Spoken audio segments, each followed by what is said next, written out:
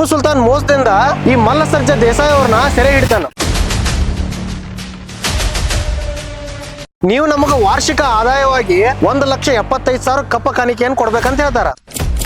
ಧೂಳಪ್ಪ ದೇಸಾಯಿ ಅವರ ಮಗಳಾದಂತಹ ಚೆನ್ನಮ್ಮಾಜಿ ಅವರನ್ನ ಭೇಟಿ ಆಗೋದು. ರಾಣಿ ಚೆನ್ನಮ್ಮ ಅವರ ನನ್ನ ಚಿಕ್ಕ ಮಗನನ್ನ ಯುದ್ಧಕ್ಕೆ ಕಳಿಸ್ತಾನಂತ ಹೇಳ್ತಾರ.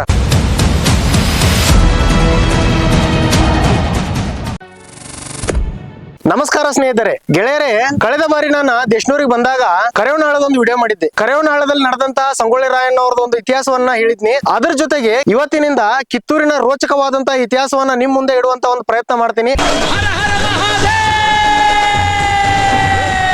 ಅದರ ಜೊತೆಗೆ ನಿಮ್ ಸಹಕಾರವನ್ನು ನಮಗಿರ್ಲಿ ಅಂತ ಹೇಳ್ತಾ ಇದ್ದೀನಿ. ಗೆಳೆಯರೇ, ಕಿತ್ತೂರು ಸಂಸ್ಥಾನದ ಉಪ ರಾಜಧಾನಿ ಆದಂತಹ ದೇಶನೂರಿಗೆ ನಾವ್ ಇವತ್ತು ಬಂದೇವಿ. ಆ ದೇಶನೂರಿನಲ್ಲಿ ನಡೆದಂತಹ ಇತಿಹಾಸ, ಈ ಹಿಂದೆ ನಿಮ್ ಕಾಣಕತ್ತಲ್ಲ ಈ ಕೋಟೆ, ಇದು ಸುಮಾರು 300 ವರ್ಷದ ಹಿಂದಿನ ಕೋಟೆ ಅಂತೇಳಿ ಇಲ್ಲಿ ಸ್ಥಳೀಯರು ಹೇಳ್ತಾರು. ಅದರ ಜೊತೆಗೆ ಕಿತ್ತೂರು ರಾಣಿ ಚೆನ್ನಮ್ಮಾಜಿ ಅವರ ಗಂಡನಾದಂತಹ ಮಲ್ಲಸರ್ಜ ದೇಸಾಯಿ ಅವರು ಇದ್ದಂತಹ ಕಾಲದಲ್ಲಿ ಈ ಕೋಟೆ ಹತ್ತತ್ರ ಏನೇನಾಯ್ತು ಅದ್ರ ಬಗ್ಗೆ ನಾ ಇವತ್ತು ಮಾಹಿತಿ ಕೊಡ್ತೇನೆ.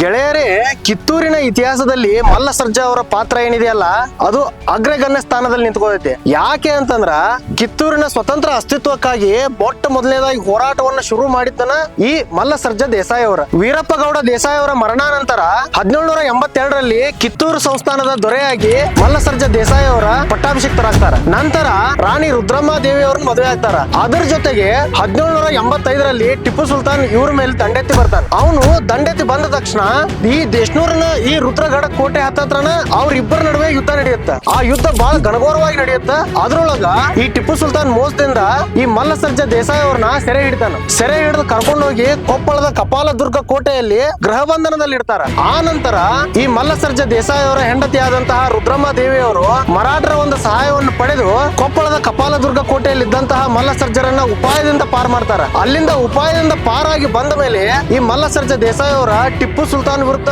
ಒಂದು ಯುದ್ಧವನ್ನು ಮಾಡ್ಬೇಕಾಗತ್ತ ಅಂತ ಹೇಳಿ ಸೈನ್ಯವನ್ನು ಕಟ್ಟೋದಕ್ಕೆ ಶುರು ಮಾಡ್ತಾರ. ಆಗ್ಲೇ ಇವರ ಕಾಕ್ತಿ ದೇಸಾಯರಾದಂತಹ ಧೂಳಪ್ಪ ದೇಸಾಯಿ ಅವ್ರನ್ನ ಭೇಟಿ ಆಗ್ತಾರ. ಆವಾಗನ ಧೂಳಪ್ಪ ದೇಸಾಯಿ ಅವರ ಮಗಳಾದಂತಹ ಚೆನ್ನಮ್ಮಾಜಿ ಅವರನ್ನ ಭೇಟಿ ಆಗೋದು. ಅಲ್ಲಿ ಭೇಟಿ ಆದ್ಮೇಲೆ ನಂತರ ಚೆನ್ನಮ್ಮಾಜಿ ಅವರನ್ನ ಮದುವೆಯಾಗಿ ಕರ್ಕೊಂಡ್ ಬರ್ತಾರ. ಮಲ್ಲಸರ್ಜ ದೇಸಾಯಿ ಅವರ ನಂತರ ಈ ಕಿತ್ತೂರು ಸಂಸ್ಥಾನದ ಸ್ವತಂತ್ರ ಅಸ್ತಿತ್ವಕ್ಕಾಗಿ ಮತ್ತೆ ಸೈನ್ಯವನ್ನು ಕಟ್ಟಕ್ ಶುರು ಮಾಡ್ತಾರ.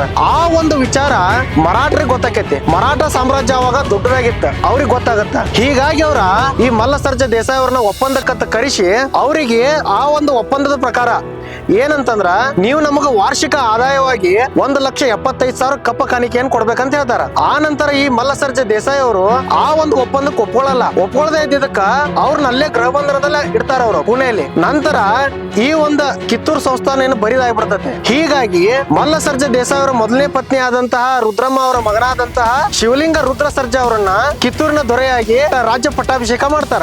ಆ ನಂತರ 3 ವರ್ಷಗಳ ಕಾಲ ಜೈಲಲ್ಲೇನೆ ಇದ್ರ ಯಾರು ಮಲ್ಲಸರ್ಜ ದೇಸಾಯಿ ಅವರ. ಮಲ್ಲಸರ್ಜ ದೇಸಾಯಿ ಅವರು 3 ವರ್ಷ ಜೈಲ್ದಾಗ ಇದ್ದಾಗನ ಏನಾಗತ್ತ, ರೋಗಕ್ಕೆ ತುತ್ತಾಗ್ತಾರ ಅವ್ರ.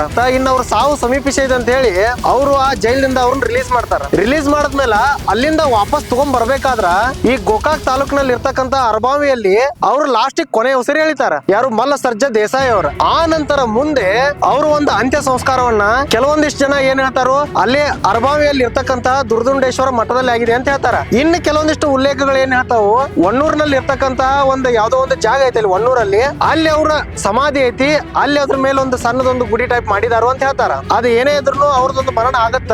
ಆ ನಂತರ ಈ ಒಂದು ಕಿತ್ತೂರು ಸಂಸ್ಥಾನದಲ್ಲಿ ಮಲ್ಲಸರ್ಜ ದೇಸಾಯಿ ಅವರ ಮಗನಾದಂತಹ ಶಿವಲಿಂಗ ರುದ್ರ ಸರ್ಜಾ ಬ್ರಿಟಿಷರ ಜೊತೆ ಟೈಪ್ ಆಗ್ತಾನ. ಅಂದ್ರ ಯಾವ ರೀತಿ ಅಂತಂದ್ರೆ ಒಪ್ಪಂದ ಮಾಡ್ಕೋತಾನ ಬ್ರಿಟಿಷರ ಜೊತೆ.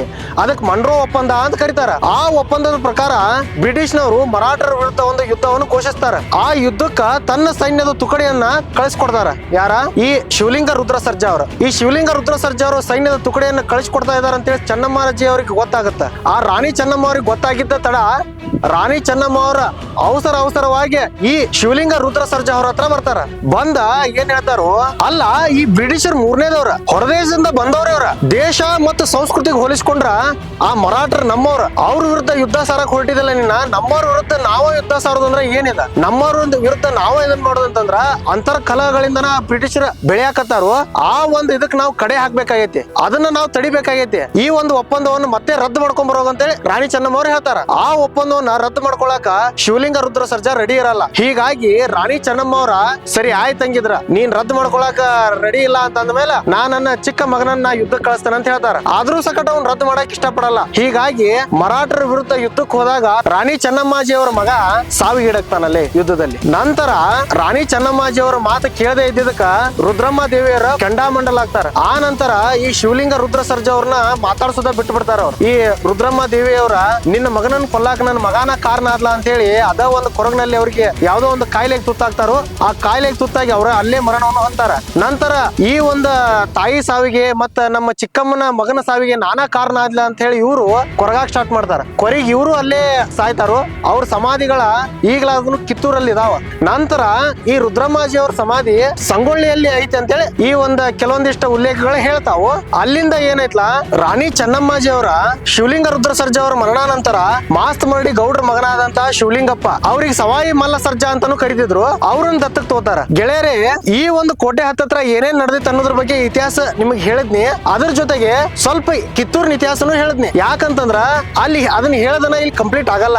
ಮುಂದೆ ನಾನು ಕಿತ್ತೂರು ರಾಣಿ ಚೆನ್ನಮ್ಮ ಅವರ ವಿರೋಚಿತವಾದಂತಹ ಇತಿಹಾಸ, ಬ್ರಿಟಿಷರ ವಿರುದ್ಧ ಅವರ ಸಾಹಸಗಾಥೆ ಯಾವ ರೇಂಜ್ ಗಿತ್ತು, ಮತ್ತ ಅವ್ರ ಜೊತೆ ಬಂದಂತಹ ಸಂಗೊಳ್ಳಿ ರಾಯಣ್ಣ ಅವರ ಮಾನಸ ಪುತ್ರ ಆಗಿ ಹೇಗೆ ಹೊರಹೊಮ್ಮಿದ್ರ ಅದ್ರ ಬಗ್ಗೆ ನಿಮಗೆ ನಾನು ಮುಂದೆ ಮಾಹಿತಿ ಕೊಡ್ತೇನೆ. ಅಲ್ಲಿವರೆಗೂ ಜೈ ಹಿಂದ್, ಜೈ ಕರ್ನಾಟಕ.